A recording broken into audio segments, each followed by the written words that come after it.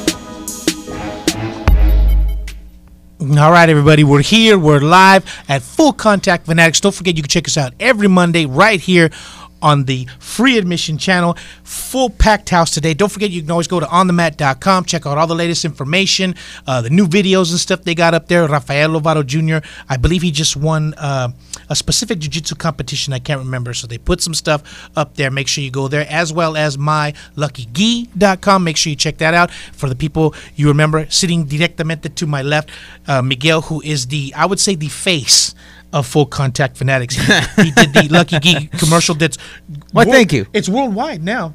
You know, exactly. I got a face for radio. That's why I don't do those commercials and stuff like that. And sitting directamente to my right is Dando. We got a full house because for some reason John Delo, who said he was taking over the show and would be here on a regular basis, is not here today. It's his birthday. So, happy birthday, boss. Exactly. So yes, I believe he's turning. That's right. 46? 25 again. So yeah, something like that. Yeah, I think he's already AARP. But when we have these big, huge weekends of fights, of course, we have to have when you talk about specific knowledge in the world of MMA, jiu-jitsu, you name it, we have Erin Murro. Erin, say hi to the people real quick. She didn't want to come on camera. You know, I don't know why, because she's got her Raiders gear on and everything, but she wants to sit in the producer spot. But I'll be going back and forth to her. We're going to do a little news, but before we get to the news, Jake Klipp will be coming on. He's going to be coming live. Is he coming via Skype or is he coming via the video? Yeah, video chat. Yeah, so we'll be able to video chat with Jake Klipp because, as you know, Pura Vida BJJ, which is out there in the Midwest, which the Midwest is starting to come up, man. I got to tell you. They're starting to get some working for King of the Cage. I've been out there quite a bit, and they really have started to grow as far as MMA. Because when you talk about hotbed, of course, you talk about Vegas. Vegas is the hotbed of MMA. And then maybe Albuquerque, New Mexico. A lot of people leave, where they live to go to Albuquerque to train, and, of course, out here in California. So he's actually got two fighters. He's got Zach Otto, who beat Mike Pyle on the last UFC, and he's got Leah Letson, who just got signed to the UFC. So we're going to talk to him about that, talk about Zach Otto beating Mike Pyle in his fight, and we'll talk to him about Leah Letza coming up. She had a fight in Invicta, and I believe she was 400 plus underdog. So if it's 400 plus, if you put $100 down, you get back 500. Remind me to bet on those fights. Yeah, please, and I like those odds. She ended up hitting him with a high kick. Now we talk a lot about this on the show. You stay. I think it was 2 weeks notice. You stay close to your weight, you can get that call at any minute. Yeah. Now, what about yourself? Fighting at King of the Cage, do you stay close to? Because I see you at the taco truck and getting the carnitas and the tacos and the chivo. And I don't take fights that often, so no, I don't stay on weight. Especially King of the Cage, dude. You can get a title shot with a week's notice. Don't tempt the devil. All right, I need him in one piece. We got a lot of projects. Yeah, so burritos tempt me more. Eating the burritos. Well, you could eat them. Just buy us some. Real quick before we get to Jake Klipp, Erin Murro, did you get a chance to watch all the fights, or did you just watch some of the fights? What did you watch this week? I know you watched Bellator, and I know you watched UFC, but what else? I watched Super Fight League, which is India. We're talking about that. And I watched some LFA. I watched a What else was little on? bit of LFA. That last fight Yeah. went a little long, and I was waiting for New Japan Wrestling to come on, and it spilled over into it. So I was. Well, the thing I was that Bellator was on the same time as Right. as LFA, and I watched that. Did you so see I Juan switched. Archuleta, Yes. former King of the Cage Yes. champion? He looked really good. Yep. Now he was Joe Stevenson for quite some time, but on that fight he had. I don't want to start any trouble, but anytime you got Tiki Goshen in your corner, I saw Tiki out there. dude, that's rough. But anyways, he had him, and he had who else was with them? Wasn't TJ Dillashaw with him? Well, T.J. Dillashaw was with them when I saw him fight at King of the I Cage. can't remember who but I was didn't in see his him corner, there but for he had that some fight. big names in his corner. Yeah, I saw Joe Yeah, he did. Stevenson and I saw Tiki, but so I can't remember who else was with them. So, looked really good, really good. We're going to talk about that as we progress, as we wait for Jake Klipp. Come on, we'll do some news real quick. As you know, in the fight with Hector Lombard and the Doberman, as everybody likes to call him, Quite a Doberman yes, he is, huh? He got hit, and they said it was late. It was after the bell. I got to be honest with you. I mean, and now Miguel, who's actually been in the cage, when you're fighting, right, and you're in the midst of battle, and he the bell or the screech or whatever it's called hits, and if you're in the middle, it's kind of hard to stop that one too, right? Yes. Hold on, real quick. We got Jake Klipp with us. There he is. Looking Jake, good. it's Fabiano. Can you hear me, my friend? Hold on, we got to have producer Robert turn on your mic. Can you hear us? I can hear you. Ah, it's beautiful. There it is. Can hear you. Real quick for the people listening to us, you're here at Full Contact Fanatics. I got Miguel on my left, and I got Dondo on my right, and of course we got Aaron Muro sitting in the producer's chair. And on the line with us right now, good friend of mine who I've had on quite some for my other shows that I had on, Jake Klipp. Jake, how are you, my friend? I'm doing good, guys. How you doing? Hey, a million thank yous for coming on at the last minute because I've been wanting to. Well, I actually called and I talked to Leah last week when I heard that she had got signed for the UFC. She said, "You know what? Everything is going so fast. I just got signed. I got a lot of things going on, so I'll try to come on later on." I said, "Absolutely no problem." But I thought about getting you on, and I kind of like forgot because I had so much going on. But then after I saw Zach Otto knock out Mike Pyle, I said, dude, I got to get Jake Klipp on and talk to him. So real quick before we get into that, let me let the people know. Jake Klipp from Puro Vida BJJ, working for King of the Cage. I got sent to the Midwest quite a few times. That's where I got to know Jake Klipp. And we talked a little bit about the Midwest. We said, hey man, you're really starting to grow, with the King of the Cage, and Zach Otto and Leah Letson are perfect examples of that. So real quick before we get into talking into specifics, talk a little bit about that, because as we always talk about, as we talked about on my other show, when you talk about the hotbed, of course it's Las Vegas or maybe New Mexico and California. But I got to tell you, man, Midwest is really starting to come to the forefront. And now talk a little bit about that. Is it because it's homegrown product? Because I think of Pura Vida BJJ when I think about the Midwest. So talk a little bit about that. Was it hard to recruit people, or talk a little bit about that Midwest MMA? I think we have a ton of just tough people here. You look at the amateur wrestling scene, and not all of our students, but plenty of our students come up through that amateur wrestling circuit. We've got he's one of my amateurs, but he's a state champion wrestler. We've got one of my professionals that's a collegiate wrestler, and I got a bunch of guys like that. And Zach and I, we run the gym together, and we came up wrestling. I wrestled for 14 years. I wrestled a year collegiately, and I think that grit and toughness, it's just the more of it you have, the more of it breeds. And I think we're pumping out tough, battle-tested prospects. Yeah, I agree with you 100% on that. But I got to tell you, man, I've lived in California my whole life. Okay, when I started going out to the Midwest, me personally, I think I would be in reverse if I was a fighter. I would go out there. Everybody was, well, first of all, they know you're from California. They see me and they go with the tattoos and I go, "You from California?" I was like, "Yeah, how'd you know?" We know. But there's the traffic was minimal.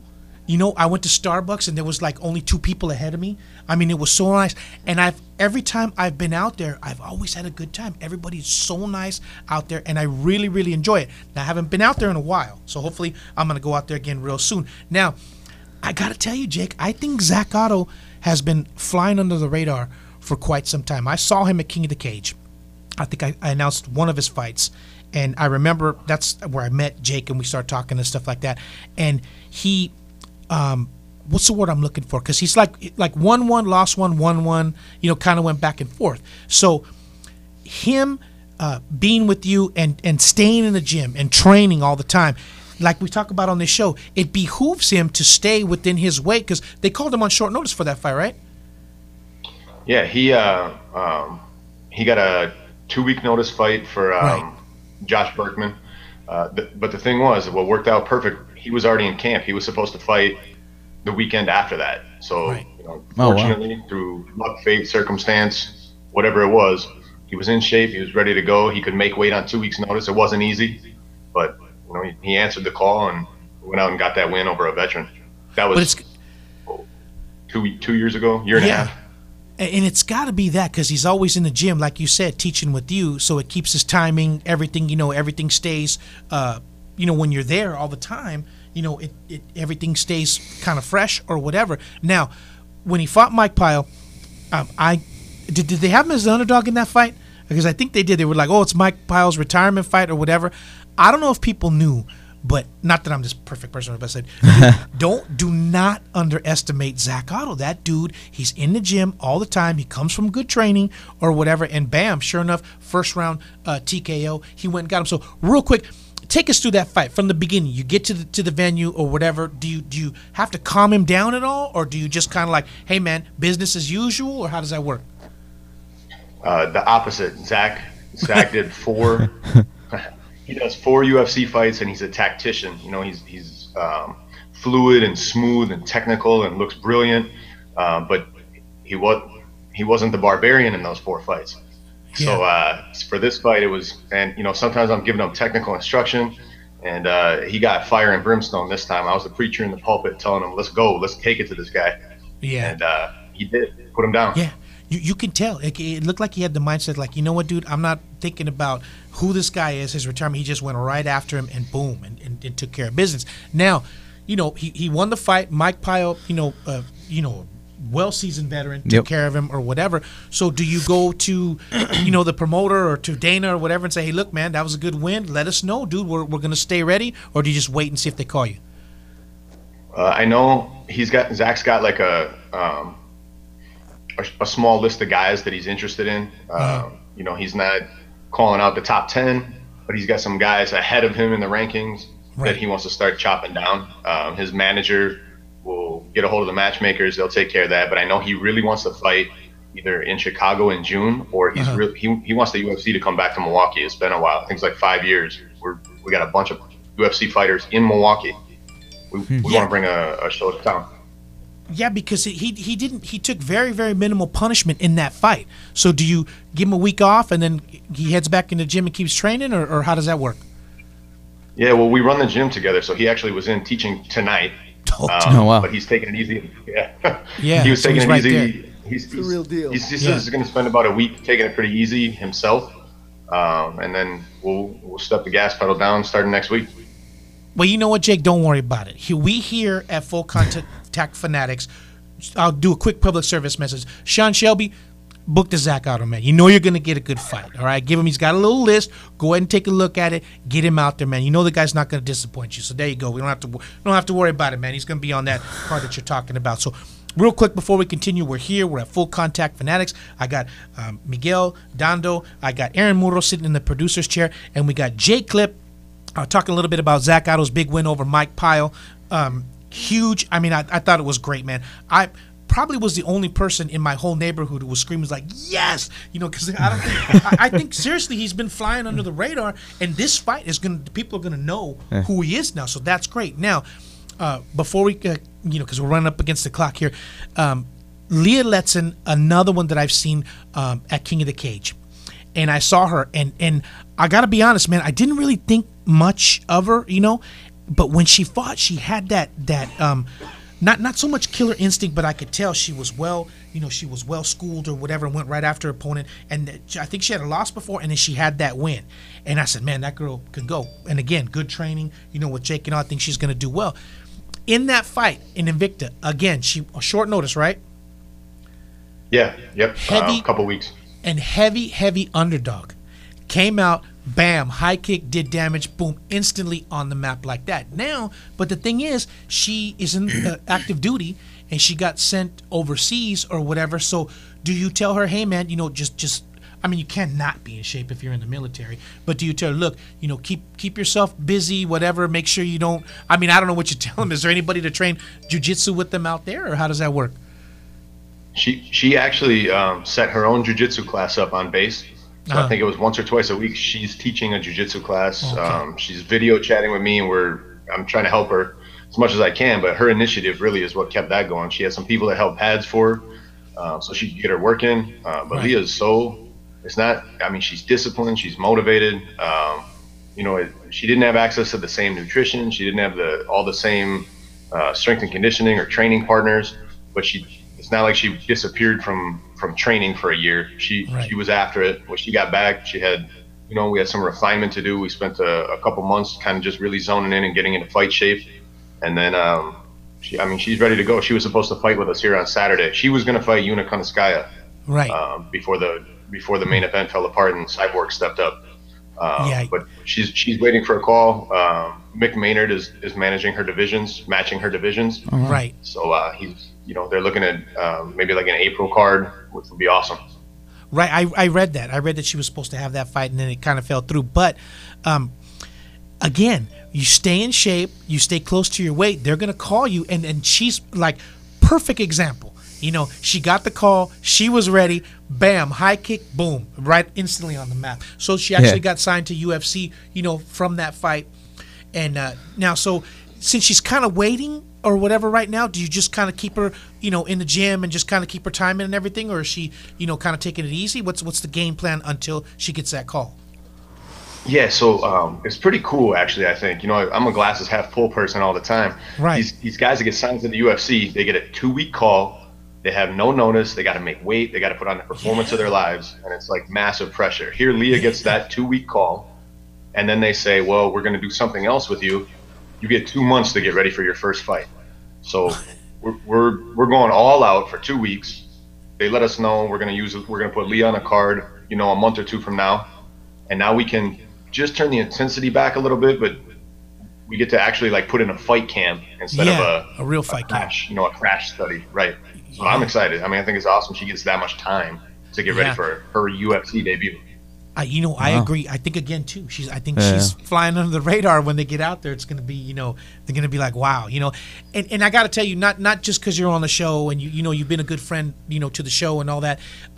It's the training, man. I mean, it's I've been out there, I've seen it. It's more of like a family atmosphere, and it seems like, not that none of the coaches don't care, but it just seems like Jake really cares about the fighter, and it's just a really good family atmosphere, the whole Midwest thing and all that. I props to you, man. I mean, you deserve it because you put the time in, for the fighters and stuff, and then the proof is there, So really, really. So what about Pura Vida BJJ? Real quick, why don't you give that address out real quick so the people can find it and then come and take some classes over there? Yeah, we do. We got 26 classes a week. We've got plenty of fighters. We've got people that compete in jiu-jitsu. We've got people that like to learn self-defense or get in shape, or people that just like to be a part of the sport. You guys can catch us at puravidabjj.com. Give me a call. The number on the website, that's my cell number. Give me a call. You can ask me about UFC fights or joining the gym or whatever you guys want to call me for. I like talking. Absolutely. It's a good point that you made about, because the wrestling out there in the Midwest is huge. So me personally, I would have liked to went to one of those Jay Robinson camps or whatever, but I'd blow up just walking to. You went to Jay Robinson? Whatever. What's that? I said I wanted to go to Jay Robinson. When I said I'll probably be blown up just walking over there to go sign the paperwork. It's awesome though, but honestly, I think wrestlers, just from that grind, from just that daily grind, and you don't know who you're going to wrestle, you don't know who your opponent's going to be, or whatever. You have to be ready. So I think that has a lot to do with why the fighters are so good and well prepared. You know what I mean? So. Jake, and I got our to tell guys you, that man, didn't grow up wrestling, we have so much of it in the gym that like by osmosis, you're around so much of that toughness, everybody soaks it up. Exactly. Yeah. I agree with that 100%. Well, I gotta tell you, Jake, a million thank yous for coming on. I can always count on Jake, man. I called him literally at the last minute and said, "Hey, man, can you come on and talk or whatever?" So we really appreciate it. Dude. For the people, don't forget puravidabjj.com. Make sure you check that out. Like you said, 26 classes a day, man. You can go. That's a lot. Take some classes, and the proof is there, man. With Zach and Leah, I mean, those guys, come to fight, man. Yeah. And like I told Sean Shelby, man, book them, man. You're not going to be disappointed. So, again, Jake, a million thank yous for coming on. I hope the new schedule hasn't come out for King of the Cage yet. I hope to get back out there. I haven't been out there in almost a year, so hopefully I can get back out there. I'll tell you what. I will save one of my food coupons that they give us, and we can go hit that buffet. How about that? Yeah, I'm in. Let's go. All right, perfect. So definitely appreciate it, man. So don't forget, puravidabjj.com. Make sure you check it out. Please tell Zach and Leah, we wish them the best of luck. Awesome performance by Zach, and hopefully we'll get to see him out there real soon. Yeah, for sure. Thanks, guys. Appreciate it. All right, my man. You got it. Jake Klipp, everybody. Make sure you check him out. Hey, that was awesome, man. I got to tell you, he made a good point with the wrestling and stuff like that. I forgot, that's the hotbed and especially with the wrestling coming up. Think about the Militich camp. NCAA, the NCAA Militich camp was wrestlers, right? Yeah, pretty much. And it's just that grind or whatever that gets them going. So, real quick before we continue, you're at Full Contact Fanatics. I got Miguel sitting to my left. I got Dando sitting on my right. We got Aaron Muro sitting in the producer's chair. Talking a little bit to Jake Klipp, who trained Zach Otto and Leah Letson and stuff like that, and got really starting to push forward. I wish him the best of luck, because that dude, you could tell he really cares. So now, got to get into the fights. Like I talk about this all the time, it's a gamble for me. I'm like, wow, should I get it or whatever? Fortunately, unfortunately, I had to work through the night, so I didn't get to check it out live. I got to check it out on the replay, which to me is kind of different, man. I like that's the same thing with the weigh-ins. Real quick, do you like that mock weigh-in, or do you like to see the real weigh-ins? Because when they were in Australia, they had the actual real weigh-ins, and I enjoyed it. Do you like the mock weigh-ins? Did they really? Weigh-ins? I didn't even know that. Yeah. I watch both of them. So usually, I guess depending on where it is, sometimes I'll be at like 6:30 in the morning. Right. So I'll watch the live weigh-ins, the actual real weigh-ins, and then I'll watch once in a while. I'll watch a weigh-in show. I used to watch it all the time. Yeah. But of it's course you want to watch the live weigh-ins, Yeah. Because you want to see if they're going to make weight. Exactly. They're all mad and everything, and they're all dehydrated. They get on the scale. But sometimes I'll be quarter pound over that. It's a big difference. I'm going to see how people look before I make my picks. Yeah, and the other ones, they just get up there and it's a mock weigh-in, they face off, and I just think it's dumb. And plus, when you don't get to see Mackenzie Dern or Kat Zingano, have to go all the way down to. Well, you know what I'm talking about. Weighing or whatever. So, anyways. I don't know, but thank you for bringing it up. That was whack. But, anyways, we'll start from the bottom. We already talked to Jake Klipp. Zach Otto defeated Mike Pyle, TKO round one. Win, man. So, Mike Pyle's a beast. Yeah, and like he said, he's not looking at a top 10 opponent, but he does have a list, and he wants to continue on. What do you think is next for him? Anything. It was Mike Pyle, like Dondo said, that's a huge win for him. Is that 170, Robert? Yeah, it's welterweight. 170. So, 170. So what's that, Tyrone Woodley? That's at the top pinnacle or whatever. Yeah. So you have to have a list, though. Yeah, it's got to be real. Yeah, and there's a possibility right there. I think he's playing it smart. Let me get one more opponent, then maybe we can get a top 10 and keep moving up from there. So I don't know what his I'm not sure what his record is. It's well, I think he's had 5 fights, and he's won 3 and lost 2. And a loss, a win, a loss, a win. Yeah. It's kind of all over the place. But he looked like he's coming into his own, and he got the right idea, man. Stay ready, and you're going to get that call. So I think he's going to do well. Mike Pyle done, right? Yep. Too bad, because that is the sweetest haircut. When you could sport a mullet in this day and age, that is awesome, dude. He's got a stunt double over at Balquatch's place. He does, yeah. About 17 times I've seen him at tournaments. Dude feels like Mike Pyle. No, really, seriously, he does. We all thought it was. That is doppelganger. That is awesome. So, anyways, great fight for him. Now, Pedro Munhoz against John Dodson. It was a split decision. They gave it to John Dodson. Now, I might be in the small percentage, but me personally, I would have gave Pedro Munhoz that fight strictly on the fact that he kept coming forward. He was going after him. He was trying to win that fight. Dodson, although he was sticking him because he's so quick, he's running around that cage and he's running and he's running and he's running. I personally hate that. I gave it to Pedro Munhoz strictly on the fact that he kept going after him and he would catch him. Once he got him to the ground in that last round, dude, he pretty much owned him. I just wish he could have caught him and did that in the earlier rounds. So John Dodson wins a split decision. What do you think's next for him?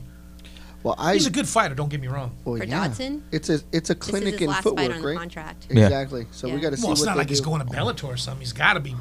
I don't know. Who knows? Because There's a I mean list of people he's over there down. who wants to fight. Yeah, and Bellator? Possibly. You think that's a good move for him? does Bellator have a 125? Does UFC want I to mean, sign him unless again? Bellator's paying big snappers or whatever. Well, he'll should- probably make more money off the I was sponsors. going to say he Yeah. might have a more lucrative career. That's a good point. Yeah. If you're going to be making good points, we're going to can't be making good points. You think that's a good move for him? As long Does as you it- get to I see him have a fight, few- right? Yeah. Does it make that big a difference with the Doesn't make a sponsorships and difference. stuff like the way that? that Well, that Dana was makes a talking, difference, it sounded like they weren't all that interested in making it another. Even deal. if he loses his key card to the Ultimate like Fighting Dodson. Training Center. Well, you know. Hey, producer. Hodge. Our producer Robert, what do you think, man? You think that's a good move for John Dodson to go to Bellator? We don't even know if she is. We're I don't proposing. think so. Yeah, but that's dumb. I don't think it's a good move, but I don't know. But We're just weighing is his UFC going to options. sign him again? Who knows? Maybe. Well, I don't think he can beat Demetrius. Demetrius. Well, that's so what I'm he saying. Like, might have to if, go up if in weight or something. Bellator has like a 125, If they're dangling a belt in his face, what do you think? Yeah, And some money. yeah, Belt that's and true. some You know- money will change anybody's mind. Honestly, I didn't even think of that. I think maybe that might be a good move for him. Who knows? But Pedro Munhoz has nothing to be ashamed of. He looked good in that. He kept going after him. He did. Adelaide Bird had it. Okay, one judge had it 29-28. Another judge had it 29-28. Adelaide Bird has it 30-27. I mean, they're so off the scale or whatever. To them, it's just a job. I don't even think she knows what she's looking for. Would you agree? Yes, There I was do a few, agree. A few decisions like that. I actually thought it was one of the few hilarious things that Joe Rogan said when he's like, Adelaide Bird, oh, that's a nice lady. So is my mom, but Yeah. I wouldn't trust her to judge a fight, Exactly I mean, right. it makes no sense. It's It makes exactly no right. sense. Yeah, I mean, you should at least have to have some sort of background. training or A some sort background of in the sport. know what you're looking for or Yep. whatever. Let's go on record. Do you think she's ever been put in somebody's guard or had to try to pass somebody's guard?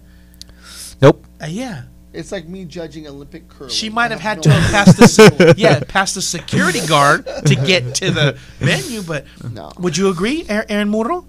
Yeah, I don't know. I don't know what the qualifications are for Clearly judges. not. I think What we the think- qualifications what are we you have to have a relative that works for them.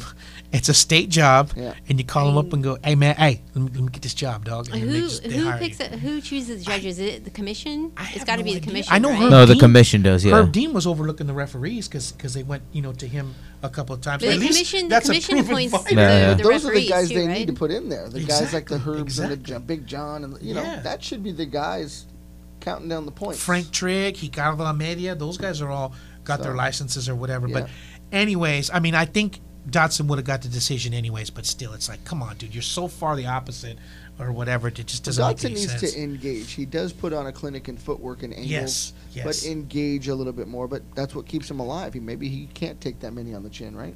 He doesn't take much damage. No, not at all. Mm-hmm. And He got a few below the belt hits. yeah. Oh. Well, that's because he's so quick and he's moving. You know, He, he tries to get he jumps Right up into- a lot yeah, yeah. when his opponent's kicking, Yeah. and I think his reaction to when he gets kicked in the nuts is more hilarious than anything. He's just like Makes a me 5-year-old, A soccer just grabs player. him and just tips over. It looks like a soccer player. Whoa. Get the steel cut, bro. It'll make a big Oh difference. no! Now, the biggest controversy of the night, Hector Lombard and CB Dollaway. I watched it a couple of times. I mean, he did hit him. I mean, it was way after the bell. Okay, but to me, when you're in that moment, if you throw a left, you're automatically, kind of setting yourself up for that other right or whatever. It seemed like in the moment it was just like bam, bam, and he caught him, hit him square. There was no way he could continue. He gets disqualified. He gets the disqualification. Now, John McCarthy, this is what he said. He said, when they slap the boards together for 10 seconds, you start a mental countdown in your head. When you get to 3, that's when you put your hand out. And then, you make sure you get it right in between them when they do it. I was Which actually makes about sense. yes. Now, I don't remember seeing Smith, put his hand out. I don't know. I can't remember. No, because even at that, he said when the little fucking or when the buzzer went off. Sorry, excuse my potty mouth here. But when the little buzzer went off, all he said was time, and he clapped his hands, and he didn't even say jump in or anything or push somebody out of the way. Yeah. But with that said, though, you got to at least get that arm in there. Come on. Hey man, guard, the kid just got ran over. Yeah, exactly. That's a good analogy. Yes, yeah. You know what I mean. And no ref obviously wants to get decked or anything, but at least jump in there. They do get in there. No, they do. McCarthy will get in there. And Jason Herzog. Look at Mike Beltran. I've seen Mike Beltran literally have to close. I've seen John Della take down Jason Herzog. Yeah, so exactly. So they do get in there, and make sure they don't get hurt. I've seen Mike Beltran take a few to the back of the head at King of the King. See, some people's do. But that's, like they say, that their job is to protect the fighters. Exactly. So. You hate to be. The refs got it hard as it is, anyways. I know. So put in the middle, or whatever. To be honest, I honestly thought. Sorry, not to cut anybody off. I thought at most it should have been a no contest. I would agree with that. And it sucks that he got hit because I would have liked to have seen that fight kind of develop. But it is what it is. And Hector Lombard was just like he walks off. It's like, dude, you see hit him after the bell or whatever, and he's like, no. If you watch it again closely, he threw that jab right as about that buzzer went off, and so instinctively, it's not like he threw the jab, paused, and then decided to throw that left hook. It was all in one same combo. Oh God. What's her name? Yeah. Now that was just blunt. Yeah. Going, she kept her belt. This one they stopped it and whatever. So. So what do you think, rematch, or do you think they both move on? What do you think, Aaron Morro? Jeez. Because CB Dalloway and Hector Lombard too. They're both kind of on that fence. I don't think there's no need for a rematch. I personally don't want to see that fight again. Nah, I know. It piqued my interest, and then after all that happens, whatever. Not so much. Yeah, not really. So we'll see. But at one time, Hector Lombard was a beast. And then I don't know what happened. You think coming from Cuba they get used to that lifestyle, and they're like, like Puig, they're like, dude, I got freedom, man. I'm going nuts. Yeah, maybe. Hey, who knows? It could be. Well, USADA happened. Yeah. USADA. Yeah, he did. Yeah, absolutely right. So, what happened with? He needs to go to camp with Yoel Romero. That's if he goes to camp with Yoel Romero, he'll be fighting at 205. Or whatever. He'll switch to Mexican supplements. Exactly. Watch out for the cow milk, apparently. Oh, yeah. Canelo Alvarez and madre, güey. So then we get to Benil Darush against Alexander Hernandez. Oh, our good homie, Benil, man. Is that a punk move when you come out like this, kind of like he's trying to say like he was kind of like in his stance, but it clearly looked like he put his hand out and then. For that reason, I've always preached. I've always said I do not touch anybody's gloves to fight. Yeah, I do not do it. Just be ready. Punk move.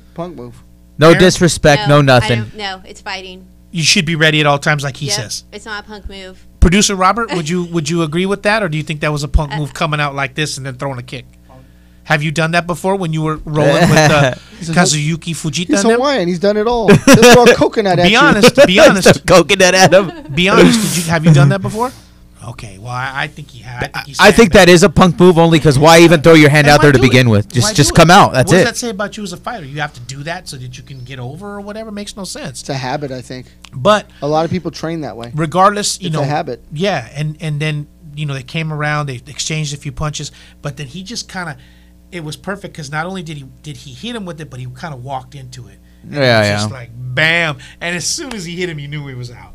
Because he just. What are you going to do? Boom, pácatelas y se acabó. He's a homie. So, good luck to you, Benil. I hope you come back quick. Yeah. Yep. I don't think it's really tarnishes him that much. He just kind of walked into that punch. Come on. Hernandez. This was Hernandez's debut. Yeah, he looked pretty good. LFA. Did you know he moved up in the rankings? Oh, yeah. He moved up to 13 in the rankings. But he did look good. He did. His hands were pretty quick. And when he hit him pretty solid.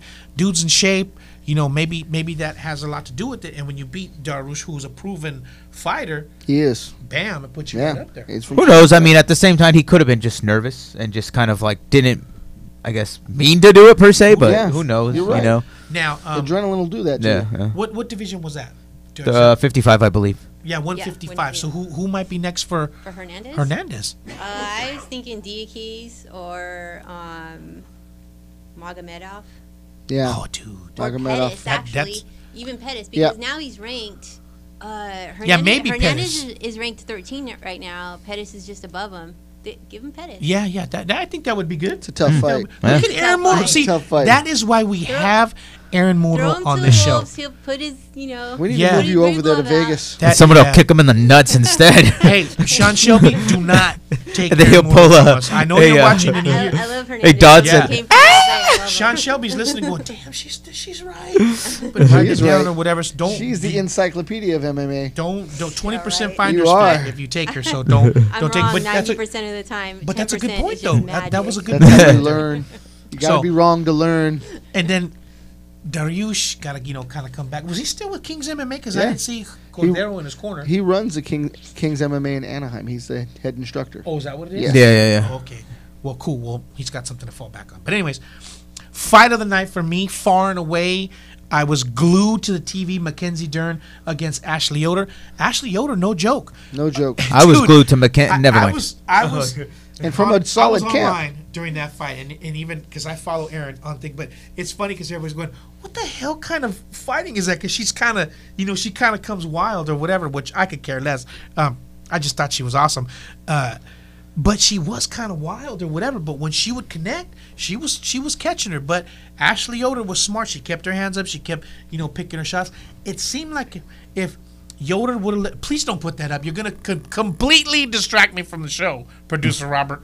Actually, before you proceed, our good friend Maria actually made a pretty good point when she talked about Mackenzie Dern's hands, in the sense she said, I noticed she keeps that grappler stance, but with the hands. And I'm like, oh my God. I'm like, she's right. And it's horrible. She's exposed. Yeah. She's Can you very put the much blue exposed. bikini one She back is. up real quick, please? Because for everyone she gives, she's eating like two of them. Robert, okay? blue bikini, please. She's giving one and then eating a punch. Yeah, I mean, Yeah. So she runs into the wrong person. It's gonna be over. She's gonna walk right. She's gonna I walk almost into gave it that like fight to Yoder. Darush. Oh my Jesus, goodness Robert, gracious. don't put that up, please. Wow. It's a family show, Robert. Wow. Or at least I was scolded and told. Wow. It's funny how the But rules see, change with you but guys. But then again, if they can market her right, she's gonna get a lot of fans. You know what I mean? She tightens up a little bit or whatever. They're gonna be coming does that mean? to look at her. Talk about body wise. Oh, Okay. I think Keep your she's very cochinadas nice. in your This is a family show. Yeah. but they could. That's a moneymaker. That's a moneymaker, right? That there. is a But she does- moneymaker. She does need some help. She does because she's gonna run up on the wrong person. She's gonna get knocked out. She needs Now, to watch her weight because she looked heavy the for some reason in that the fight. Early weigh-ins, she was pushing it on the early do weigh-ins. you have any insight that she was going to the chuscaria or whatever it's called, the Churrasco. Brazilian Yeah. buffet, or was she going to She's Americana. She's cross street over MGM buffet, man. something? Yeah, she might have went to She's Texas. not Brazilian, though. You know that, She right? might have went to Texas in Brazil. She's not Brazilian. Isn't her dad Brazilian or Yeah, whatever? but The- she's the- born over here. well, Her the name's blood, Mackenzie. the bloodline is Brazilian. Or How did she whatever, get but- that last name? I don't think that's even her old man's last name. Dern? No, I don't know. Yeah. Yeah. Yeah, who knows? Hey, We'll don't check ask- her lineage. We don't Whatever, ask no I don't care, questions. yeah. We just, Anyways. we just go with it. But Aaron makes a good point. If she's doesn't be careful, she's gonna be moving up in weight. No wonder she's fighting. What's her name? The Gabby whatever Garcia. her name is. Yeah, man, because you don't have to worry about the weight or whatever. right. But regardless, if she gets you to the ground, it's a different story. You know what I mean? She's got ground game days. Now, who do you think might be next for Mackenzie Dern? I was thinking Danielle Taylor or Is she 115? yeah, Well, what about or what was her, Vivian Pereira? is what's her name fighting, the one from Chicago that trains with Jeff Curran, the blonde-haired girl that's always in shape? Who? Felice Herring. Oh, Felice Herring. What is she coming up? She's got a fight coming up soon, right? Are you? What? Just- I mean, look, I'm not a Felice Herrig fan, but damn, dude, just- you're gonna kill somebody. I know. just there. I just threw it out there because I just want to see the weigh-in. I can care less about the fight. I just want I've to never see heard him talk I will this get way. up at 6:30 to watch I've that. never heard you talk to What's going on here, dude? Dude, let me tell you something. I watch the fights and I try to break everything down, but that Mackenzie Dern fight, I was like, I mean, it was the only time that's happened to me is when we had Kim Couture. We did a live broadcast from the OTM in Las Vegas, and she was talking, and I was like, just completely, I was like, why is this girl fighting or whatever? And it was blank airspace, and she's like, did you hear me? And I was like, what? I'm sorry, or whatever. That was the only time. But then I saw that fight, and I was I didn't even know what was going on or whatever. I was just like, wow. So you put her and Felice Herring, that's going to draw. I mean, you might have to have it at Cheetahs or something. Cheetahs, That's going to be What's the Cheetahs, draw. Favi? You know what I'm saying? How do you know about That's a Cheetahs, wild Favi? animal kingdom. Her best friend is Catherine Caca-Perret. Did you know that? Yes. They're training partners. I'm sorry, I got a Girl we little off interviewed here. track It's with all right. that, but you know, it happens or whatever. We'll go to So- Treasures and watch part 2 of that fight. So, I Aaron do Moro, like it there. with the They have nice with screens. the skilled jiu-jitsu that Mackenzie Dern has, who Yes. would you think might be next for her? You said Danielle Taylor. That might be a good fight for her, but Danielle Taylor, small, compact. You know, that's going to be a way different fight from Ashley Yoder. I think maybe. It's just that's a tough division for her. She can't. I mean, Yeah, I was 115. I think she's going to start having problems making 115. She might have to go up to 125. Well, I mean, the girls in the division are going to be hard to fight because there's a lot of strikers. That's right, for sure. right. You know, We saw where she's at on that. That's why Now, I was- Majuris and Danielle Jirjik are going to Taylor fight or, pretty Yeah, soon. what does she do with that? That's an anomaly in itself. But Yep. nothing for nothing, but Felice Herring, good ground game. Her stand-up is okay. I mean, that might be a good ground battle. You know, who knows? I don't see Sean that as a Shelby. tough battle. Personally, I wouldn't mind seeing Felice Harry get choked out. Yeah, I don't think that's a battle. Felice Sean Herring. Shelby. Personally, I wouldn't mind seeing Mackenzie Dern get knocked out. Sean Shelby, please. Yeah, it may happen. Serious? It may happen. She Face fights like down. that. Just- I'm begging you, bro. Sean Shelby, I'm begging you. She may take a knee with her hands out like that. Oh, let's yeah. do it. Let's do it. So. Yeah. Some All right, that remains to be seen. I Yep. mean, if I was the matchmaker, boom. I mean, it would be done. But anyways, we'll move on. Kat Zingano and Caitlin Vieira. Caitlin Vieira came to fight, man. Do you think it was the? We'll take this around the horn. It will even go to producer Robert. We'll start with my Yes. man Dondo on Yes. the right. Do you think the layoff with Kat Zingano had a lot to do with that, or do you think she just ran up against a buzzsaw? She sure looked confident going into it, Yes. and then she broke really early. Yeah. She was outgunned.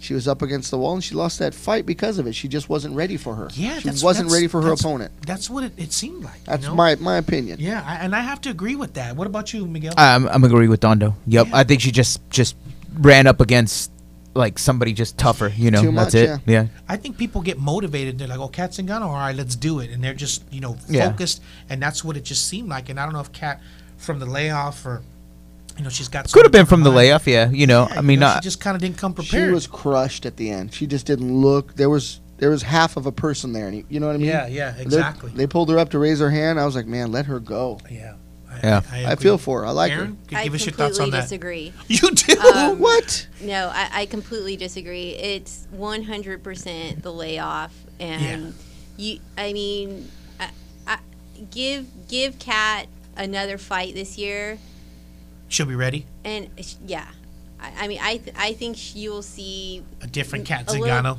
bit of that old Kat come back. Oh, but I she's hope lost so. like a few straight, hasn't she? Is it 2 or She oh, 3? hasn't fought since Yee. was it 200, Right. and her last 2 losses were to Rousey and to That was a big one. the Venezuelan vixen. Oh, Pena. yeah. Pena, yeah. Pena. Yeah. Juliana Pena, who's a Juliana pretty Pena. good fighter, Yeah, but yeah. she had a baby too, so who knows when she's gonna come Oh back. my God. Yeah. Talk about life ruiners. Robert, did you see that fight? Like, I mean- what do you think? Dream Stealers. I agree with you guys. I don't think it's the time. She just ran up against the buzzsaw. Well, she did run up against a buzzsaw, but I don't think. I mean, I don't think Kat's done. Mhm. I didn't think that at all. Oh, no. Yeah, she's not done. Oh, yeah. She's just had some hard hits. Yeah. When Robert, when you were rolling with Josh Barnett, getting ready for your Japan fights, did you find that the layoff would She affect was you? fighting through the buffet at sushi. Do you find that affects you? Yeah. Yeah. See, so that's why we have Robert here. He knows what's up. Yeah. Fighting for more wasabi. Yeah. It remains. It remains to be seen. Oh my what God, I happens. don't know how he fits up with you guys. Hey, we don't have Robert here just for his producer skills. That man has been through wars. Let me tell you, Kazuyuki Fujita, was at the buffet. Vanderlei Silva. They bombed Pearl Harbor. He has been through the war. He shoulder blocked Colin Oyama when they were at the seafood buffet at the Mandalay or whatever. That man's been through some wars. So you have a little bit more respect for him. Now, Sean O'Malley, the funniest thing was that interview where he's laying on the floor and he goes and gives it to him against Andre. Is it, how do you pronounce it? Sukasathan or something. Sukumatath. There you go. Sukmata. Now that was a fight, though. Yeah, I mean, yeah. that was, and that Sean Arlovsky, O'Malley, dude. yeah, he doesn't look like much, but he Unbelievable. the dude fights. Yeah. So He's an awkward fighter. yeah, Oh, on that more one. like a brawler O'Malley, or whatever. yeah, Now, yeah. do you think he's gonna be a major player in this game, or what do you think? Yeah, I think. You think so? Yeah. You know what? This card is pretty cool because they had a lot of prospects. Right, and they all did So, well. They had Dern. They had. Yes, they did. They had They did O'Malley. They had. God, who else did they have? They had Brian Ortega? No. That was unreal, huh? They had. Oh, we'll get to that. Hernandez, They had. I mean. Yeah. These are. So he, that was a good. He's if nothing- definitely a player, and the fans love him. Yeah, and nothing for nothing, but that was a good test for him. I mean, he went up against. He didn't go up against no tomato can. He had to fight and really, show what he's made of. So we'll see what happens. Well, we know Dana likes him. That's for sure. So he's going to keep moving. Now, I love Brian Ortega, hometown boy, jiu-jitsu skills for days. I mean, that dude's proven himself. But I had no idea. Did any of us here, sitting at this table or in the producers' chairs, have in their thoughts that he would knock Frankie Edgar out? Dando? He's a bigger dude. He's got some reach on him, and he played it smart. He took some hits. He took it to the chin one time. And I was like, whoa, he just took that really good.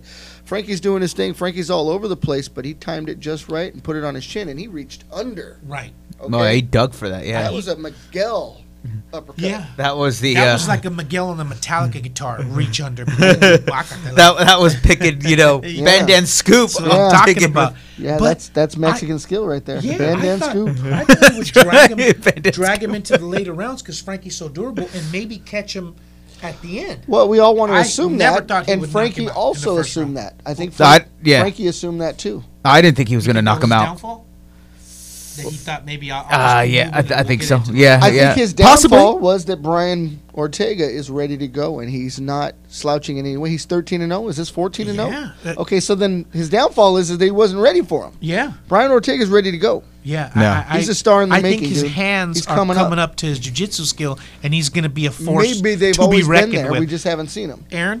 Yeah, I did not expect that. No. And I mean, He's a big boy. I was like you said, Edgar's durable. Right. And so I'm like, okay. He dug it up, though, yeah. We're gonna we're gonna go into the third round here. Right. I thought for sure it'd go Edgar's gonna early. get this by decision. Yeah. That was my thought. Now- A seasoned fighter versus a up-and-comer. Exactly. I got you. But I Like a gotta big say, test I for was Brian. nervous. But Brian I mean, is a because phenom, Yeah. and he's proving it. I was a believer, but I mean, he's probably made a big believer out of Yeah, he's a everybody now. phenom, dude. Did you knock your commuter mug over when you jumped up to scream when you knocked him out? Man, I was so pulling for Edgar that What does the Aaron Moro being at home and watching the pay-per-view, what would some of the beverages and snacks be at the Aaron Moro house? Pork rinds, beer, not even Bud Light or Do you have Budweiser, a glass of Pabst Blue Chardonnay Ribbon. and some cheese? Or There's how like does Pabst that Blue work? Ribbon, Not- pork rinds. not Look that. at see, I told you. Pork rinds, PBR. Go ahead. pork rinds. There you go. Not even Grey Goose vodka. It's that Taka stuff that comes in the plastic bottle. It's not even really that glamorous. Okay. What is it? It's me in my pajamas tweeting, yelling at the TV, "Get him!" So no commuter mug? Or Kill nothing, him! just- Kill him! or luck. Oh, we got to get the camera over to Aaron's house. Yeah, Yeah. I mean, Shoot live. we're Can we do a definitely gonna pajama have- Well, I was gonna say we're all getting our jammies and eat pork rinds. Yeah, do you You know, know? onesie for Do Favi. you know? Are you friends? Are you friends with a fighter by the name of Dern? Dern, Yeah, Mackenzie. am I friends with Yeah. Okay, yeah. Can you invite her over to that party? Sure. Hey. Perfect. Oh, it's Yeah. not a lingerie party. Wear your Perfect. short shorts. No, wear your- she could bring the likes gi. it. Well, Jiu-jitsu, so we can All right. get some of her techniques. Whatever you think. On the full contact fanatic. I'm gonna say right I now, think dude. I I'm think gonna we tell have a you right now. hookup Crasher with show. that. Yes, That's what I'm absolutely. talking She was, about. I'm sorry, but no, she was dimple butted. Who cares? Nobody worries about that. I gotta tell you, hon. Okay, Don't all He's worry. smiling. You got I know. dimples. So- It looks cute. Real quick before we continue on, do you give Frankie Edgar credit for taking a fight since what's his name, Max Holloway, Max Holloway was hurt? Do you think he should have waited and said, "Hey, man, I'll wait for the title shot," or do you give him props for going ahead and fighting somebody like Brian Ortega?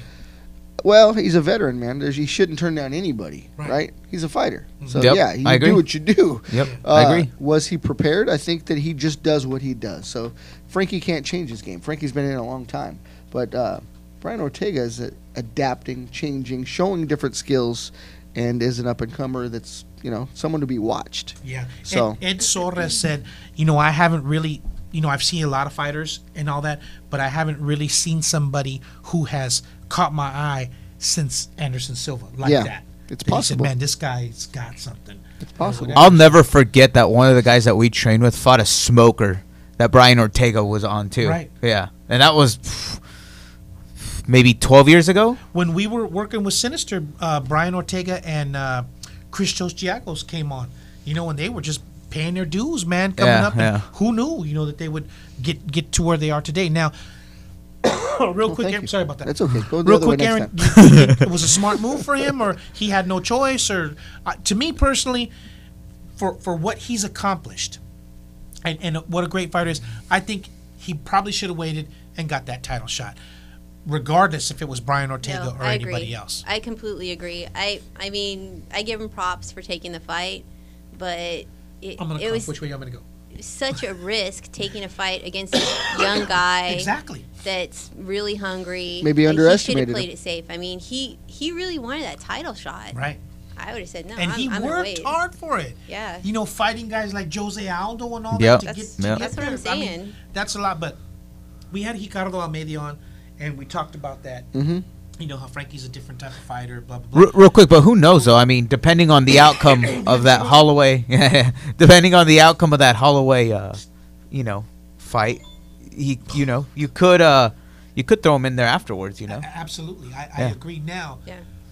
real quick, and we'll get Robert's take on this. How do you think? We'll start with Aaron. How do you think that fight's going to go with Brian Ortega and Max Holloway? Max Holloway's a different bird. I mean, the dude, great stand up. The dude could take punishment. He's on another level. I'll take Holloway in that fight. You think so? Yeah.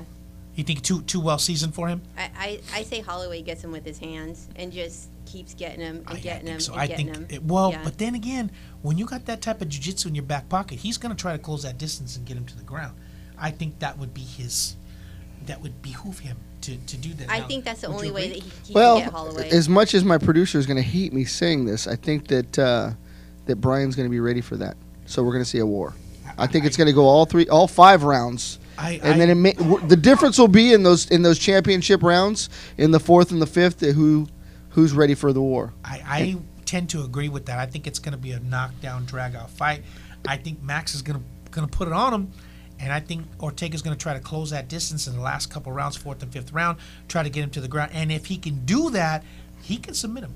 Mm-hmm. What do you think? You know what? It might be in their Ortega. camps too. Not to interrupt you guys, Ortega. but Ortega's got a pretty good camp, and he's got a lot of options over here. Right. We know a lot of the guys that are training with him, and they're no slouches. Okay. And Murro?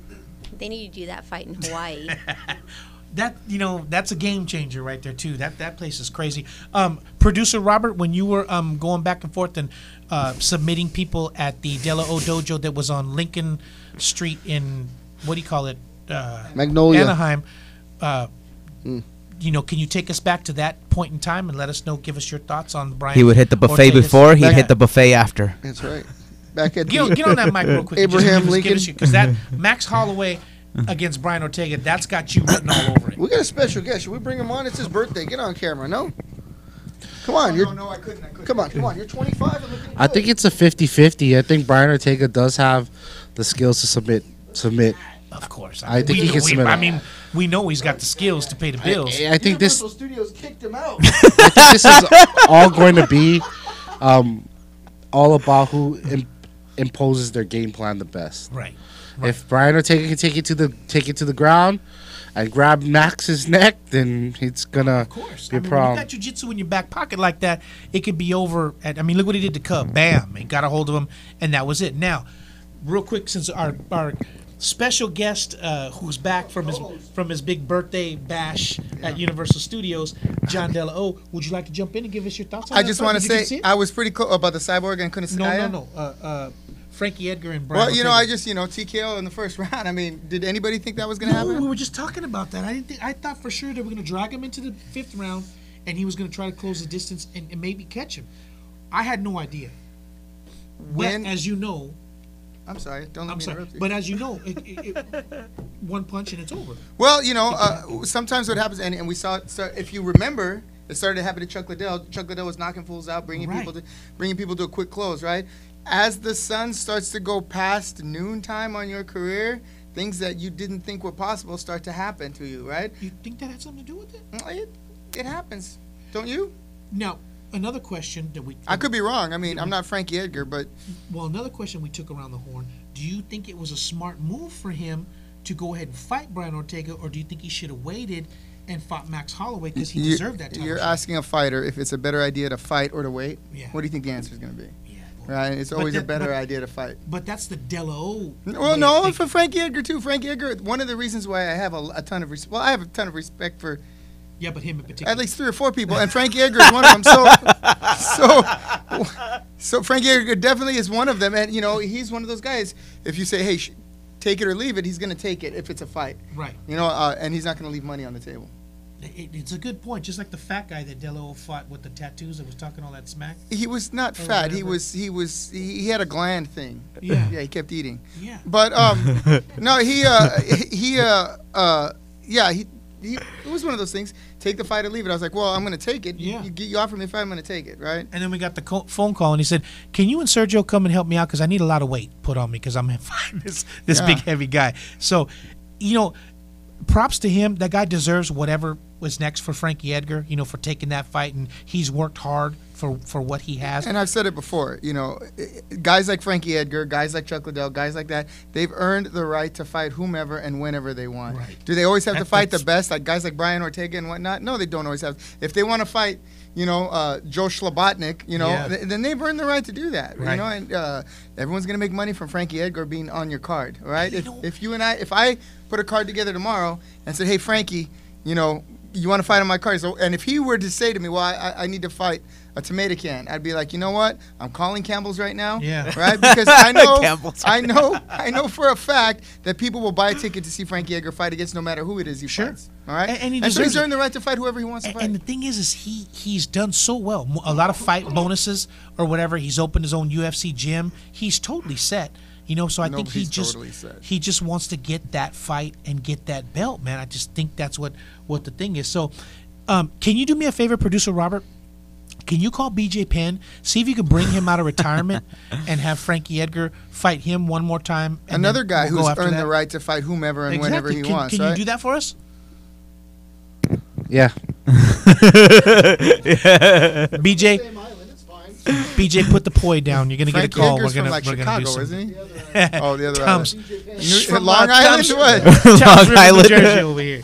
Now, real quick, since we're running up against the clock, we'll start with my man John Dello over here. Did anybody here think that Kuchinaya had a chance against Cyborg? I did. Did you really? Don't you remember the show before last when I said I think she has a chance of beating her? Vaguely, I do remember you said that. You said that. You know what? Okay, it's like this.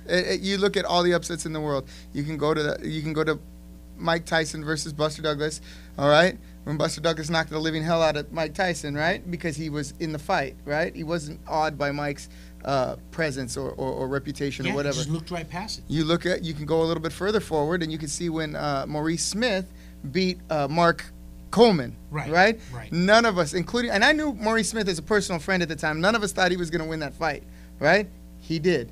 You can go a little bit, more recent. You can look at Tito Ortiz and Frank Shamrock. I was the only person who knew that Frank Shamrock was going to beat down Dude, if you're going to Tito come in Ortiz. here and be making good points. I'm just saying, all right? Eventually, someone is going to beat Cyborg, and not because she's not good, not because they're not good, not because she's not, maybe not the best, all right? Or she is the best, whatever, but even the best get beat. From Muhammad Ali to Chuck Liddell again, to Ronda Rousey to George St. Pierre. And Anderson Silva. Everybody gets beat. It doesn't mean you're not the best. It doesn't mean all it means is that you're unbeatable. And the reality is that everybody's unbeatable. And I thought Joran Durandame or whatever, I thought she had the tools to beat her. Because you remember when Cyborg lost to that kickboxer? She fought in Main Street in Las Vegas, and she got worked by some chick from Sweden that was about 8 feet tall. But that was a kickboxing match, right? Right. Big difference. But I just thought Joran Durandame had the tools to beat her. She took her belt and ran. She didn't want no part of her. So, sorry. So who could be next for her? She's in a division. That's very light. They're bringing people against who? That will not happen. I was gonna say I have a feeling that's not gonna happen. And I don't think so. No, I think. And I'll tell you why. I think that Dana is going to not do the Nunes and Pennington fight and going to make the super fight. That would be. Well, that's a draw. That would make the most sense in the world, and we've all said that. Hey, why not? And I'll tell you why not. Because that's why not. And that's the only reason why either camp are going to. That's the only reason either camp are really going to give. All right? Neither one will say, because I don't want to fight that person. Well, they don't want. Brazilian doesn't want to fight a Brazilian. Well, Brazilians fight each other all the time, right? But I think that's part of it, and I think part of it, that from a more personal standpoint, it would make sense. One has fear for the other has fear for the other. They both have fear for each other, and they don't want to put it out there. That's. And they'll use that excuse. Oh, well, we don't want the Brazilian on Brazilian crime. Or whatever. So. Because that never happens in Brazil. We'll see what happens. But I got to be honest. I think it was worth, if you bought the pay-per-view. There was so many good fights. And like you said, up-and-coming people. All the prospects on there. Yeah, did really well and were, proven. They had to prove themselves. When fights end, you're getting your money's worth, right? True. When fights don't end, not always. Not so much. Real quick, because we're running up against the clock, and we're going to run. John Dello had Nam Phan. I believe he had him in studio. You didn't run that yet? Right? Not yet. I believe we had him in studio, correct? Yeah, we were right here. I was sitting right where you were. So we're going to run that in just a second. But before we do that, watch how heated John Dello gets. Pedro Munhoz fought what's that little Morenito's name? John Dodson. John Dodson. Okay. These are both names that are. They had Pedro Munhoz 29-28. They had John Dodson 29-28. They went to Adelaide Bird. She had it completely opposite 30-27 for John Dodson. So we were talking about that. As a fighter, okay, you got Adelaide Bird in there. You have to finish the fight, but you couldn't. He was trying. Pedro Munhoz was trying his hardest to finish that fight. What can you do when you got judges like that? Find another profession. No, it's true. Look, all right. Look, I don't know where Adelaide Bird trained, or where she fought, or who she trained, or who she trained to fight, or where she put fight promotion, or what kind of MMA gym she ran. I don't know about all that, right? I don't know where what her stats are on all that, right? But I'm sure that any athletic commission from California to New York would know that one of their judges should have experience in the ring, near the ring, or doing something other than judging a fight, right? Don't they all? Wait. Are you suggesting that she knows absolutely nothing about mixed martial arts? How a 60-year-old woman, right? No. And I'm not saying, wait a minute. I'm not saying she doesn't know because she's 60 or because she's a woman. What I'm saying is, when she was in her training days, her prime days, there was no mixed martial arts. There was no sanctioned mixed martial arts. There was no mixed martial arts for her to experience. So she knows absolutely nothing, right? But Favi, We had this conversation before it was an issue, didn't we?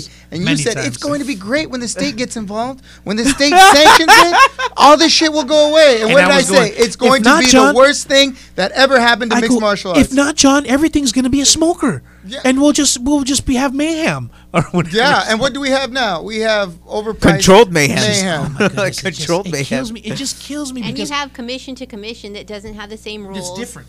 And it just kills me because these guys are training and they're putting themselves on the line and they're taking punches and if all that. I said to you, taken from them, you know? Okay, you've been backstage at fighter meetings, right? Fighter meetings when the referees go over the rules with the fighters and the corners, and I say to myself, I'm like, okay, I could just see this in the NFL.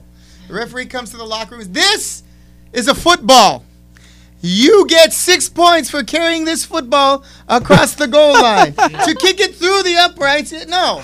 You know why? Because they all know the rules, right? They've been going after the same rules. They've changed from high school to college, from college to pros, but they don't change from Pittsburgh to Cincinnati. They don't change from L.A. to New York, right? Yet for some reason, but we're a sport. We're a real sport. We're a real sport. We're a real sport where the rules are different everywhere, and we don't know what the score is.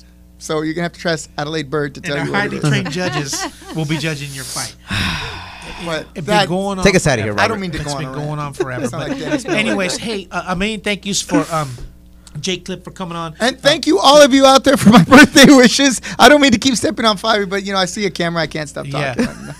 and we're going to go ahead and put up that as we leave, we're going to go ahead and put up that interview that you did with Nam Phan. Talking about somebody who's paid his dues. Nam Phan, that dude's paid his dues. I thought you already played big time. No, we're going to run it right now. And don't forget, Tuesday is the wrestling show. Is it going to be a new wrestling show? That's tomorrow. Yes, we will have. We have cut loose some of the old guard, and we are. So we're going. Who will be at this table? It'll still be Mikey O'Shea and Azrael. Okay. Right. We'll be co-hosting it, and we'll have a special guest. You have to tune in tomorrow to see who that is. Okay. And everything else is moving all ahead because you forward. do have a big show coming up. I believe it's March 24th. It's Bushido Cup, and it will be at the 555. American Legion Post 555 in Westminster, which is awesome facility. I got to tell you, man, that place is great. So make Doors sure you open check at it out. 5:30. Don't forget to tune in Tickets tomorrow are so you can check out. They'll give you some information on that. Wednesday we have Gym Crashers. Any special guests on Gym Crashers? Yeah, Vince Neil from Motley Crue. No, Vince who? Oh, he's very good. And where's he from? Fight Science. Oh, okay. He's Black House. Producer. Oh, partner? He's Oh, of that show that he does. Yeah. Okay, great. And then Thursday we have. Shout out to Punch Gunk. Yeah. Punch Gunk, yes. Gunk. Punch you in the gunk.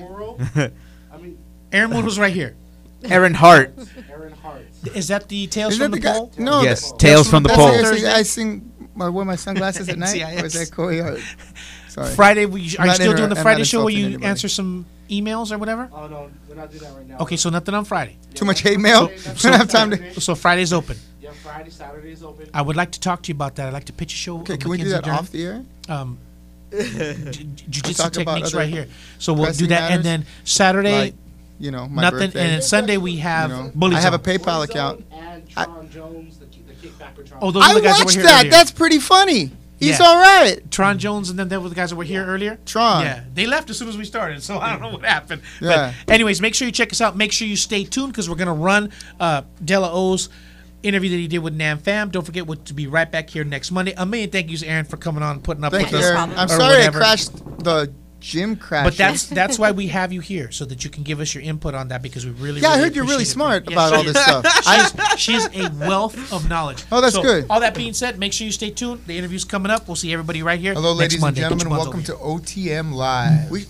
I'm John there's Della Nam O Phan. with a There's special me. guest, Wait. Nam Phan, here in Garden Grove, here. above the next you, level Bruce. sports complex. How you doing today, Nam? No, I appreciate it. You guys are Good. I wanted to get right into it. Let's talk a little bit first about your school in Garden Grove and what you guys do there and your classes and whatnot. Yeah, we just got it's Nam Phan MMA Academy in Garden Grove, California. It's just a basic mixed martial arts school. We have boxing, kickboxing, Muay Thai, Jiu-Jitsu, Gi, no Jiu-Jitsu. And you're open, every day? 7 days a week? Never stop training. That's right, never stop training. Right. I've been by there. I've never been able to go in because, I was either buying something else or I knew you weren't there or whatever. Tell us a little bit about yourself. Tell us about where you went to school, where you grew up. You were born in Fountain Valley, but you grew up in Garden Grove? Yeah, I grew up like in Garden Grove, Westminster area, like the Vietnamese area, and then I just moved around between those two cities. And I went to high school at Rancho Alamitos High School in Garden Grove, California. That's right next door to my dojo. It's right. That's right down the street. Yeah, that's right. And you so you spent your whole time in Garden Grove, right? It's funny because I was it Alamitos. I might have been. I remember years and years ago, I went to a wrestling match between the schools. I think Alamitos was one of the schools, but I think it was at Pacifica or it may have been at Western. Okay. And I'm watching this wrestling match. I'm just watching it, and this guy has an entire cheering section. I remember when I was in wrestling, your girlfriend and maybe a couple of your friends would come, and that was about all that was in the stands. You had a whole WWF following in the stands, if I don't recall. I don't know if that was how popular in high school, but when I fought King of the Cage, I had a decent following. I fought King of the Cage back then. Yeah, I just remember that it was just a very, every time I've seen, every time I've seen Nam fight, the crowd seems to get bigger and bigger behind him. So you grew up here in Garden Grove, and you started training at what age? Oh, I started in karate when I was like 8 years old, and then I started wrestling in high school when I was a sophomore, and then in 2000 when I started doing jiu-jitsu with Franco de Camargo, in the city of Orange, Chapman James. Franco de Camargo, that's right. He had a school in Orange for the longest time. I had met Franco when I was working for the Gracies back in the early 90s. I want to say 91, 92. And you started training with Franco. Do you remember what year that was? 2000. Okay, so 17, yeah. Okay, so sadly, Franco passed away in 2011, 2012. I'm not sure. About that time, maybe possibly. Yeah, he and I had the same cancer at about the same time. Yeah, and I remember, kind of keeping my ear open to how he was going, and I was fortunate. I guess he wasn't as fortunate. What are some of your early memories about training over there at Franco's place? Oh man, it was so fun. I remember, I've never seen. The only thing in mixed martial art wise back then was not called mixed martial arts, called no holds barred, right? No holds barred. NHB, and Franco was the first guy to introduce me to Pride. Right. So Sakuraba versus Hoist Gracie. Yeah. Hoist Gracie at the time in the 90s, early 2000s was like the best fighter in the world, right? He was the most popular. Yeah, most popular, 3-time UFC champion. No one ever beating him, and he fights this guy named Sakuraba for 90 minutes. Amazing. Yeah, And like Sakuraba, this Asian guy beat him. I was like, oh man, this is crazy. Yeah. And this is back in, hey guys, VHS tapes. You guys know what that is. VHS those big old blocks. So sure. I just get those recorded on my VCR and give it back to Franco and just watch it over and over again. Yeah, it was amazing. Right. There were a few guys that came through there that kind of made a name for themselves at least locally in the fight game. Do you remember any of the guys that you trained with over there? Yeah. This guy named Jared Rollins. He was an Ultimate J-Rock, right? J-Rock. He was an Ultimate Fighter. He was the black guy with the mohawk. Yeah, nice guy. Yeah, cool guy. I think he's like a brown belt now, brown belt, black belt. I'm not sure, but yeah, he came from Franco's. Brady Fink, which is Michael Bigsman's jiu-jitsu coach. Right. Michael Bisbink. For a short time, Vito Belfort trained out there for when his fight with Randy Couture. Oh yeah. Yeah, they didn't go too well. Yeah, well, Randy had his number. Yeah, he did. And then Alan Goles was there. Who else? That's the best I can. So how long were you there? I was there. I trained with Franco for about 5 years. Solid. And me and Franco had a falling out. Oh. And just disagreeing about some stuff. And then from there, I went to train with Master Vitosa at the Gracie Ball in Irvine for a little bit. And then he gave me my purple belt. Right. And from there, I started training with Jeremy Williams. Oh, yeah. Jeremy. That's how that all started. Another guy who left us too soon. What are your memories of Jeremy? Oh, great. Me and Jeremy were very close. After a while, I got real close to Jeremy. I started teaching for him. You know, I taught like some of the classes throughout the week, and then you know, just one day, you know, something bad happened, and like I think I was the last person to talk to him that day. night? Yeah, that day. I remember it was on Saturday, Cinco de Mayo. I'll never forget. I woke up. I was on a Saturday. I was driving over there, and Jeremy texts me. He goes, "Are you coming?" "Oh yeah, I'm on the way. I'm a little late." He's all, "But you coming though, right?" He's all, "Yes." I drive there. There's only like 2 people at the academy. I go, "Oh, where's everybody?" "Oh, Jeremy left." And like so I taught jiu-jitsu and where else was left. And I come home. I get home, and about maybe a few hours later, like 2 or 3 o'clock, I get a message from Bao Quach. Sure, Bao. Bao Quach, you know, Bao. You know, he owns Rounders and MMA in Santa Ana. It was, "Is it true?" I'm like, I'm talking. He called me. I'm talking to him. It was, I was, "What true? Did Jeremy kill himself?" I was like, "What? No, I just talked. I just talked to him this morning. You know, this is a bit of BS. Who would spread the lie like that?" Yeah. Right? Then later, a few hours later, I get another call from my good friend Albert Lee. He calls me. He's crying. I'm all, now I'm scared. I'm all, Right. "Dude, why are you crying?" I think Jeremy. I think Jeremy. Like, what? Now I can ask more from. And I'm getting a call from more than one source. Now I'm starting to get worried. I'm getting scared. Now I was waiting to see, and then, you know, as the day goes on, the next day I started getting called. I started calling people. Right. And "Hey, what's going on?" And people are like, "Yeah, I don't know what's going on. You know, I'll keep you updated." And eventually, you know, the bad news was true. You know, Jeremy passed away. I remember that day when I got the. Yeah, it was just a terrible Yeah, time for all terrible, of us. yeah. Jeremy had made a lot of friends throughout the local and even the national MMA scene, and it was just.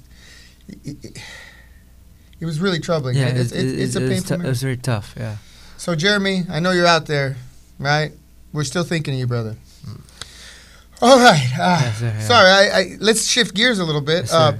Talk to me about your first fight. Where was it? Or do you remember who your opponent? Or do you remember anything about that first fight? Oh, I do. This is a funny story. It was in San Pedro at the gym. I think 4-4 Fitness. I remember 4x4 Fitness. 4x4 Fitness, and the promotion called Cage Combat. You know, and Cage with the K. With a K. Cage Combat. And combat with a K too. Cage Combat with the K. It was the double K. Cage Combat with the K. Kaja's Cage Combat. Yes, right? Kaja. That's right, Kaja. Remember that was the 3 Ks. 3K. Kaja's Cage Combat. Everyone started from there. Right. Like Carl Parisian started from there. That's Jason Mayhem Miller, Bao Quach started from there. Right. Man, a lot of guys. A lot of guys from the West Coast fought out there. Yeah. Oh, yeah. Mannequin Brewing started right from there. A lot of that's right. There was Toby Amada fought there. Toby Amada fought there too. A lot of big name guys came out from that place. John DeLo. You know, my very first fight, I was 17 years old. My dad took me, and John DeLo, he's fighting a guy named the Maverick. I think the new fans don't know who it is, but the Maverick was a little bit older, right? Yeah, it is like he's juiced up, big old dude. You know, it looks like a smaller version of Kimo Leporio or something. Yeah, Leopoldo. Yeah. Yeah. He's jacked. He's super jacked. Ton of tattoos. Yeah. He even had his eyebrows tattooed. Yeah, it was very awkward. Yeah, but I mean, I would never tell you, he's giant compared to me. In comparison to me, you know, he's huge. Me too, yeah. But John, you were beating him. You were getting him. I think you snapped his arm in that fight too. Yeah. Dislocated one of his elbows in the elbow. But that we're not talking about. Yeah. No, but I saw like, wow, it looks good. At this time, MMA, it's not called mixed martial arts. That's right. I'm glad you mentioned that because it was called everything from NHB to extreme fighting, human cockfighting. You know, there's no mixed martial arts, and there's no at this time there's no sure dog. There's no sure dog yet. So there's no like fighter statistics yet. Right. You know, so everyone we just fought because we loved to fight. And I think we got paid like $50. Yeah. Something like that. If we were lucky. Yeah, if we were lucky, and and this is considered the time, underground time. This is like the golden age of MMA. Golden age, yeah. You know, and I fought my first fight. I fought with my good buddies. Now is it Josh Smith? Josh Smith, okay. Josh Smith, and I was only like 18 at the time. I just when I got my car, I was able to drive. I drove up to San Pedro from Garden Grove. They were looking for a fighter, and they're like, "Oh, you want to fight?" And Also, Robert Emerson. Yeah, Robert Emerson started at Cage Combat. Right, yeah. And Robert was my team. He was killing everyone. He was knocking fools out with open hand strikes. Dude, that guy was so dope. And I still think that guy's one of my favorite fighters. That guy, he's fun to watch. He's good. He trained over there with Jeremy too a little bit. A little bit. But he moved from Chris Brennan's. Right, yeah, next gen. So I never trained with them, but he went with Next Gen, Marco Huas, and he went to Conor Yama's. Right. Yeah. But I fought Josh Smith, and Josh Smith is, I'm a 5'6". Josh Smith's 6 foot. Yeah. Josh Smith straight boom, kicked me in the face. God dang. And I saw like 3-4 dudes. Yeah. Yeah, I like, wow. I don't know who to grab. I just dove. I got the double leg. I was able to take him down. I got on top, and he flipped me. He punched me, and I was able to catch the arm. I remember. And I was able to arm bar. Thank God the fight was last like a minute, and I was able to tap him. And who knows? After years later, after a while, me and him started training together at Jeremy Williams Apex Jiu-Jitsu, and became like very close friends. Yeah, that's cool. I remember that fight. I remember that kid, and I kept calling him Nat Fam.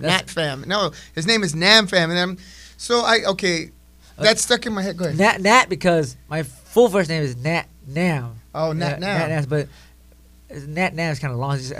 People tell people my name is Nam. Oh, so I wasn't wrong. No, you're right. My student Tom Kenny. How you doing, Tommy? Hey, Tommy. Right. We were arguing. It's Nat Fam. No, it's Nam Fam. It's Nat Nam. We went back and forth for Nat long. Nam. It's the full name. Nat Nam. I see.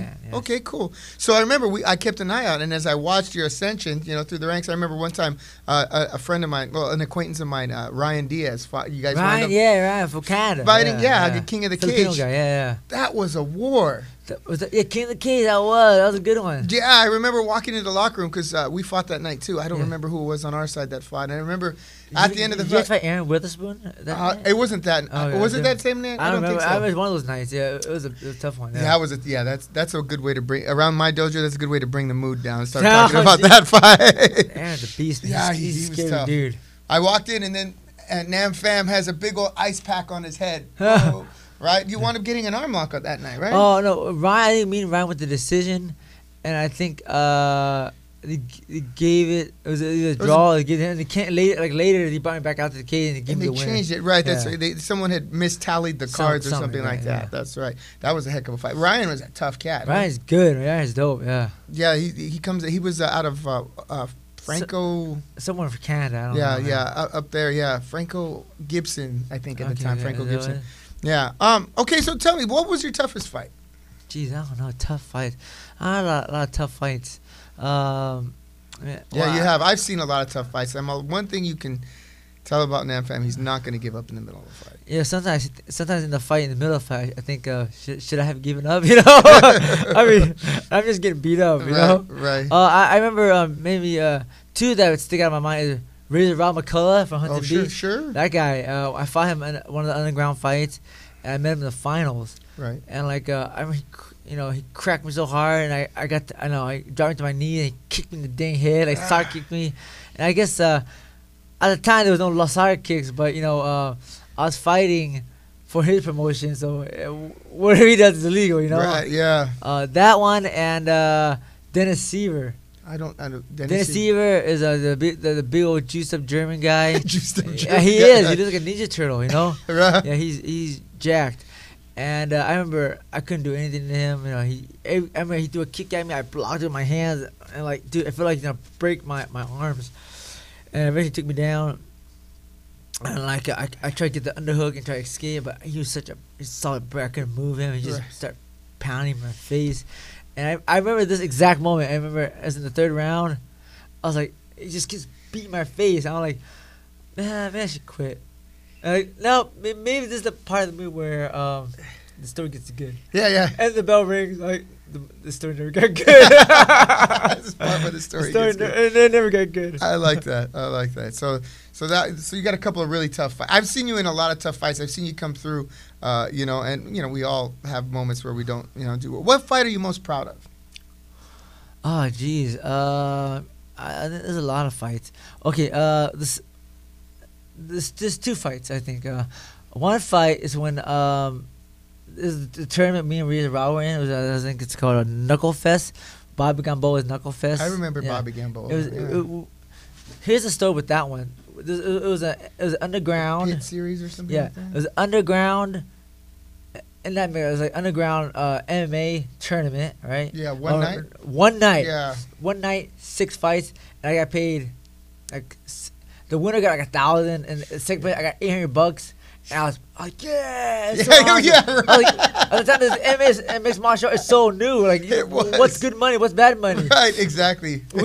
I'm happy. $800 is more than $50. You right? know? Yeah, sure. Yeah. So that night, I remember I fought this guy from a good wrestler. I was able to get a decision with the key lock, and the second guy is a Vietnamese guy, Vietnamese brother, right? He fought Cage Combat too. And when he's good. He's good. You remember his name? I forgot his name. His name is Fat or something like Phat. Okay. I forget. And it's been like 10 years ago. Yeah. So I need to watch him. I watch him in the fight. He dominated guys. And I bring him the video to record, and my dad watch him. And I see, son, you gotta fight like him. I'm like, what are you talking about, Dad? I win. I finish my guy. The guy gets a decision. Right. And like, so. He won his fight. I won my fight in the tournament, the underground tournament. We happened to meet, and we meet up. Right. And like, and he's good. He's buff, and he's more mature, like physically mature than I am. Right. And the only thing I'm thinking, like, dude, my dad likes you more than me. I'm gonna beat the piss out of you. There you go. There you go. So it was a bit of a scrap. I mean, all I had was some high school and college wrestling. And he was a very good wrestler. Right. I was able to defend the takedowns and stuff, and I just put my beating on him the whole 5 minutes, and I able to advance to see Rob in the finals. Right. Do you have footage of that fight? I don't have footage on that fight. Do I have footage on that fight? No, I think you can get like Buddha views on it, but I don't have. I should find it. Yeah. You could sell it to Dana White. Right. Or whoever's running things over there now. All right. Okay, so good. So what's next for you? Are you retired from the fight game, or? Well, yeah. Well, MMA wise, it's tough to train for like top level. I'm thinking about maybe do some fights in Japan for fun. But to stay in shape, I still do like pro boxing matches, and I still do jiu-jitsu tournaments and judo tournaments. Just stay in shape. I still do marathons and stuff. Now, speaking of pro boxing, you were scheduled to fight on the undercard of the Triple G Canelo fight. Is that right? Yes. Can you tell us it didn't happen? Didn't happen. Did they give you some sort of excuse? Because I was gonna. One of the reasons why I was tuning into that fight was to see my friend Nam. So yeah, I probably wouldn't have been on TV. I probably went on the undercard. But I was training, and I got a call.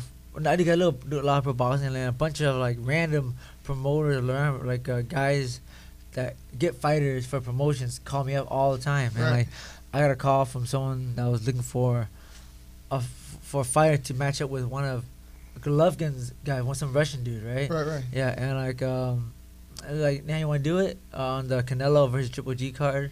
I was like, heck yeah, I want to do it. Yeah, let's do this, And I was like 165 at the time, and I had to cut like in 2 days to 153. That was the goal. And I like, do whatever. I'll cut my leg off. I'm gonna. I mean, I just strict up the diet. And cardio. Yeah.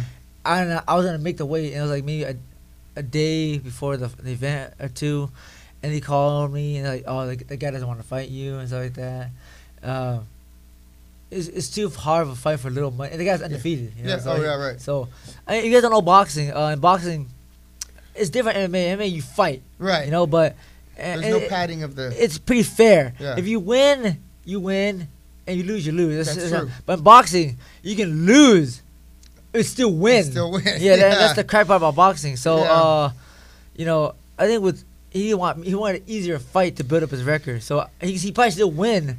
It'd be difficult for him. Right. And you think that's something that's helping to kill boxing is these guys who you'll see them and they have these ridiculous records, 45-0 against another guy who's 48-0, and you're like, well, finally they're fighting each other. Whereas in the MMA world, they would have fought each other around the 10th fight, right? Yeah. And what I always tell my guys, and I don't know if you, the record doesn't mean anything because you can't take that record into the ring and hit your opponent over the head with it. That's true. So the fight didn't happen. Fight never happened. So I trained. I cut like like 10 pounds or 10 plus pounds in like a few days. Yeah. I was gonna make it. Yeah. I wanted to tell my friend like, oh yeah, I was on the same card as Triple G and Canelo. Sure. But it didn't happen. Didn't happen. Yeah. So are you gonna do any more boxing? Definitely. The call. I had 2 people call me for a fight coming up, but you know I haven't been sparring. I still train. I still run every day and still hit the bag and everything, but haven't been able to get enough sparring in. You know, pretty much because I coach I help coach assistant coach wrestling at Mater Dei High School. Oh, Mater Dei. Yeah, and like it takes a lot of time. Gets me tired. Yeah. So after season's pretty much almost over, and now season's starting to calm down, and I'll probably start getting back into competing in boxing. Well, if you fight any fights, feel free to come on and we'll talk about thanks, it. John, And please. Yeah. and if it's local, heck, we'll go. We'll even do a live remote from there. Oh, different. Let's do it. Yeah. So okay, real quick before you go, I wanted to talk about your school. What's the address there? What are the class times? And when's a good time to train with Nam Phan? Oh yeah, guys. Well, we're open 7 days a week. I'm there every night. You know. At what time? What time every night? Usually I'm from 6 o'clock to pretty much 9 p.m. You know, I'm there all the time at night.